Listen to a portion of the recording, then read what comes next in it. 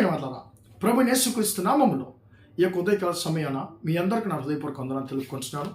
ఈ రోజంతా కూడా మీరు చెప్పే అన్ని విషయాల్లో దేవుని హస్తం మీకు తోడై ఉండి మీకు జయాన్ని కలుగజేయునుగాక. యేసుక్రీస్తు యొక్క పుట్టుకతో సంబంధించినటువంటి మనుషులు అనేటువంటి అంశం మీద మనం దేవుని యొక్క వాక్యాన్ని ధ్యానిస్తూ వస్తున్నామండి. ఇవి క్రిస్మస్ రోజులు కాబట్టి ప్రియులారా, ఈరోజు మనము మరియ గురించి మనం ధ్యానించుకోబోతున్నామండి. యేసుక్రీస్తు యొక్క తల్లి అయినటువంటి మరియను గురించి మనం ధ్యానించుకోబోతున్నాం. ప్రియమైన దేవుని బిడ్డలారా, లూకా సువార్త 1వ అధ్యాయంలో మనం 29వ వచనం నుంచి దేవుని యొక్క దూత అయినటువంటి గాబ్రియేలు మరియతో మాట్లాడితే మనం చూస్తున్నామండి. ఇక్కడ ఇంకా గాబ్రియేలు యొక్క పరిచర్య ఇంకా ముగించలేదు. మొట్టమొదటిగా దానియేలుకు యేసుక్రీస్తు యొక్క పుట్టుక గురించి ప్రవచనం చెప్పినటువంటి గాబ్రియేలు దూత, రెండవదిగా జకరియా ప్రధాన యాజకునికి యేసుక్రీస్తు యొక్క పుట్టుక గురించి ప్రవచనం చెప్పినటువంటి దేవుని యొక్క దూత నుండి గాబ్రియేలు ఇక్కడ మూడో వ్యక్తితో యేసుక్రీస్తు యొక్క పుట్టుక గురించి ప్రవచనంగా మాట్లాడుతున్నాడు. ఏం మాట్లాడుతున్నాడు? అమ్మా మరియా, నువ్వు గర్భము ధరించి నువ్వు ఒక కుమారుని కంటావు, ఆయనకి యేసు అని పేరు పెట్టు.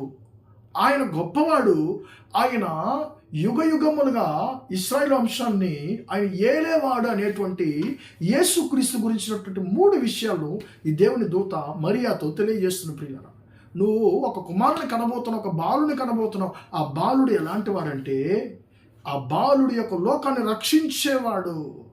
ఆ బాలుడు ఈ యొక్క లోకాన్ని రక్షించేవాడు, పాపం నుంచి లోకానంతా కూడా రక్షించేవాడు. అలాంటి కుమారుడు నువ్వు కనబోతున్నావు. రెండవదిగా ఆయన అంటున్నాడు, నువ్వు కనబోయేటువంటి కుమారుడు గొప్పవాడు. ప్రియమైన దేవుని బిడ్డలారా, యేసుక్రీస్తు ఆయన గొప్ప దేవుడిగా ఉన్నాడు. మన జీవితంలో ఊహించలేని క్రియలు జరిగించేటువంటి గొప్ప దేవుడు ఆయన ఉన్నాడు. ప్రియ మూడవదిగా ఆయన యుగ యుగములుగా ఆయన ఏలేటువంటి దేవుడు. ఇశ్రాయేలు వంశమును ఆయన యుగ యుగములుగా ఏలేటువంటి దేవుడు అంటే ఏంటి? ఈ యొక్క లోకాన్ని ఆయన శాశ్వతంగా ఏలేటువంటి శాశ్వతమైనటువంటి రాజు ఎవరంటే యేసుక్రీస్తు మాత్రమే. ప్రియమైన దేవుని బిడ్డలారా, కాబట్టి దేవుని దూత 3 విషయాలు యేసు పుట్టుక గురించి తెలియజేస్తుంది. నువ్వు కనబోయేటువంటి శిశువు ఈ యొక్క లోకాన్ని రక్షించేవాడు. నువ్వు కనబోయేటువంటి శిశువు ఈ యొక్క లోకములో అందరికన్నా గొప్పవాడుగా ఉంటాడు. నువ్వు కనబోయేటువంటి శిశువు ఆయన యుగ యుగములుగా ఏలుబడి చేసేటువంటి దేవుడిగా ఉంటాడు అనేటువంటి 3 విషయాలను ఈ యొక్క మనము ఈరోజు మనం ధ్యానించుకున్నాం ప్రియులారా. కాబట్టి మన యేసుక్రీస్తు యొక్క క్రిస్మస్ రోజుల్లో, క్రిస్మస్ పండుగను మనం జ్ఞాపకం చేసుకుంటున్న ఈ రోజుల్లో ప్రియుల యొక్క 3 విషయాలను గుర్తుంచుకుందాము. నా యొక్క దేవుడు నన్ను రక్షించేటువంటి దేవుడు, నన్ను పాపం నుంచి రక్షించడానికి ఒక లోకానికి వచ్చాడు.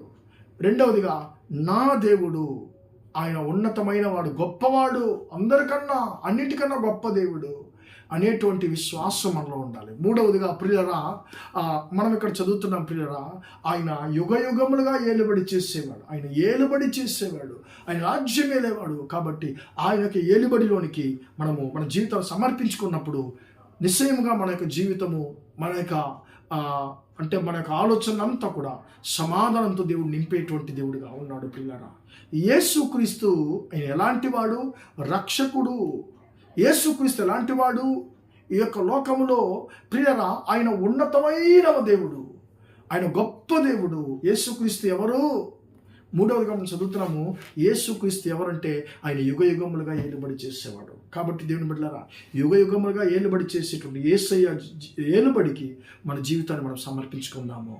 నిన్ను రక్షించడానికి, నీ జీవితంలో గొప్ప క్రియలు జరిగించడానికి యేసయ్య ఆయన ఈ యొక్క లోకానికి మానవుడిగా వచ్చాడు.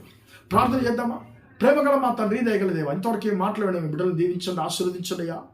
తండ్రి స్తోత్రం, నువ్వు ఎలాంటి దేవుడు అనేటువంటి 3 విషయాలను ధ్యానించుకోవడానికి కృప దయచేసానికి స్తోత్రం అయ్యా. నువ్వు తండ్రి స్తోత్రం మెస్సయ్యా, స్తోత్రం.